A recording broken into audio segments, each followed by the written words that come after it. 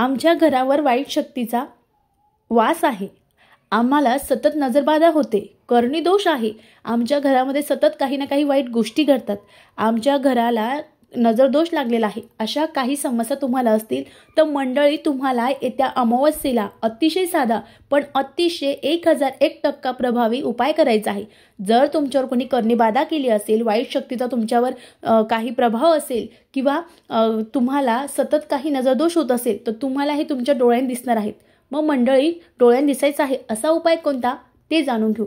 बघा मंडळी, कोणत्याही अमावस्येला विशेष महत्त्व असते, ज्या तिथीला ती अमावस्या येते ती तिथी खास असते। अहो मंडळी, मग येत्या 21 ऑक्टोबर 2025ला आली आहे अमावस्या। या दिवाळीच्या अमावस्येला विशेष महत्त्व आहे। सगळ्यात मोठी आणि अतिशय प्रभावशाली अमावस्या ती म्हणजे दीपावलीची अमावस्या। मग या दिवशी तुमच्या भाजी मार्केटमध्ये कुठेही तुम्हाला कोहळ भेटणार आहे।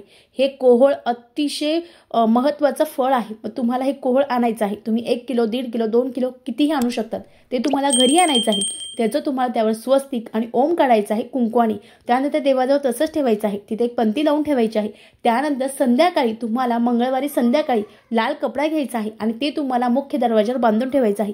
अगदी 100%ने 1001% सांगते, जर तुमच्या घरात काही दोष असेल, वाईट शक्ती असेल, करणी-बाधा असेल, सततचे आजारपण असेल, कुणी काही तुमच्याबद्दल वाईट केलं असेल तर 100% काही शत्रू असतील तर 100%ने ते 1001% जो कोहळ आहे तो काळा पडून जाईल, सडून जाईल। मग तुम्हाला कळणार आहे की तुमच्यावर कोणी करणी-बाधा केली होती का, त्यासोबत काही वाईट शक्तीचा तुमच्या घरामध्ये प्रभाव होता का, नकारात्मकता होता का, हे तुम्हाला तुमच्या डोळ्यांनी दिसणार आहे। असं झाल्यास तुम्हाला ते कोहळ काढायचं आहे, वाहत्या पाण्यात टाकून द्यायचं आहे आणि परत येणाऱ्या पुढच्या अमावस्येला ते टाकायचं आहे। कोहळ जर खराब झालं तर तुमच्या मागचं जे संकट होतं, तुमच्या मागच्या ज्या अडचणी होत्या त्या सर्व संपणार आहे। अतिशय प्रभावी सेवा आहे, निश्चित करावी। श्री स्वामी समर्थ। धन्यवाद।